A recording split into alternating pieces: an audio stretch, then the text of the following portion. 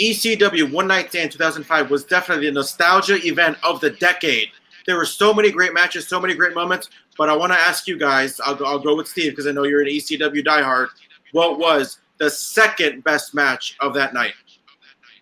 So you talk about nostalgia and number berries, and I have to point out that the cavalcade and revolving door of the main event makes it only not the first, but the second best match of the night, because it ends with a brawl and Stone Cold Steve Austin. I consider that all one match. Yeah, I can't agree with Steve anymore.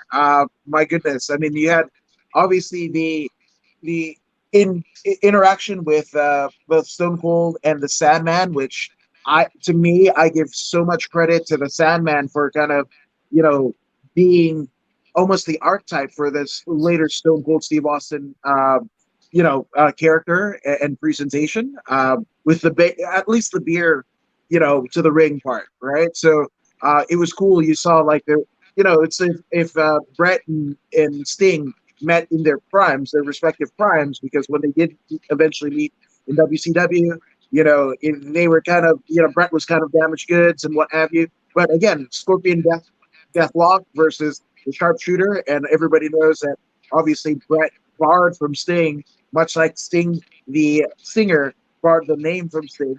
So Steve Broden is making so much money in terms of licensing rights, or at least he should be. So yeah, I mean, that you've got the pull apart and what resulted in Blue Meanie's busted up face by JBL. It's just, but yeah, there's so much there. Even if you break down segments of what happened in that ring, you could have told the stories. Probably at least a dozen stories in just that brawl. And Adam, I kind of want to. I was gonna the best match of the night. Sorry.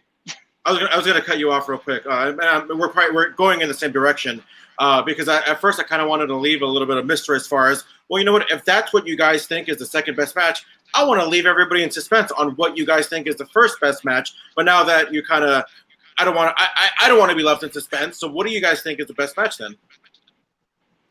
Masato Tanaka, Mike Awesome. Yes, it's a toss-up between that. That's going to win because, I mean, the match before it was obviously, Eddie and somebody that I don't care to mention. So, you could have went with that, or I popped hard the very first match of the night where, Chris Jericho came out as, Lionheart Chris Jericho with the, old school attire and the painted, vest and what have you. But yeah, I mean, again, because it has somebody that I love this guy. Like, I absolutely adore this guy. This is the one person that, when people are like, you watch that wrestling stuff, you pointed to this person and you would have been like, well, believe that. And, he will be forever marred in my mind, my psyche, and what have you. So, yeah, dude, Masato Tanaka and Mike Awesome, that's it. 2 former ECW champions. You can't get better than that. 2 legends of Japan. I'm a little confused at what you said because you said it's a toss-up on what the best match of the night is. So obviously I don't want to elaborate too much. So you're saying the top 2 matches were Awesome and Tanaka with the Guerrero match, but you don't want to put that Guerrero match rated so high because of the situation and circumstances? Yeah, I can't. Just in good conscience and as a father and as a husband, I can in good conscience rate that at all. Yeah. I do think taking away the circumstances, I thought that match was garbage anyways. I think that match was overshadowed more so about what was going on outside of the ring. So I'm a little, even take away the unfortunate circumstances, I'm still a little like, wow, you had that rated so high? Because I thought that match was not great at all.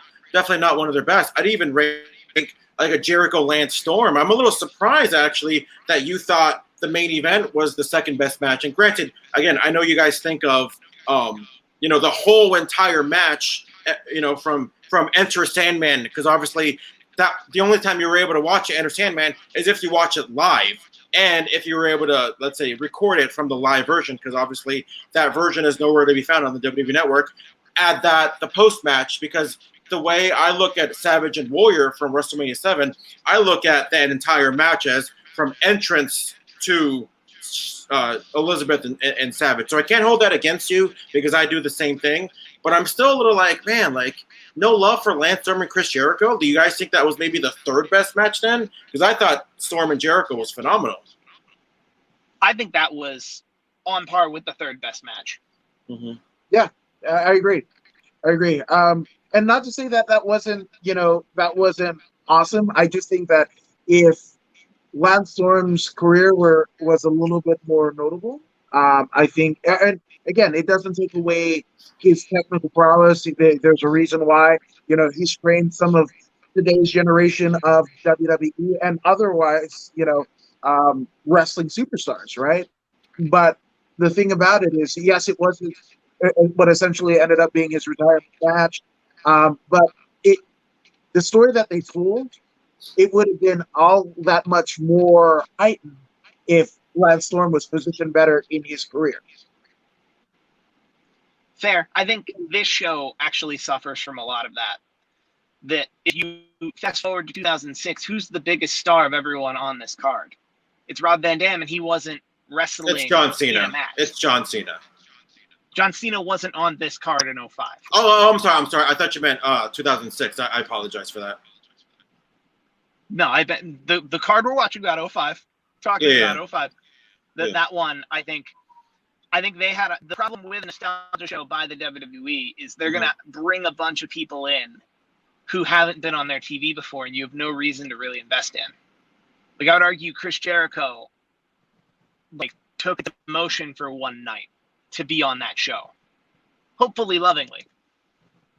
Because we also saw a triple threat match with Super Crazy, Little Guido, and Tajiri, which on paper we thought it was going to be just as phenomenal as what we saw in ECW. So there were so many candidates for first or even second best match. So it's crazy how the second best was the one that kind of maybe nobody really thought that it was going to be the second best, at least over, I'm sorry, we all agree that Awesome Tanaka was first, but over Jericho Storm, over the triple threat match, over Mysterio versus Psychosis.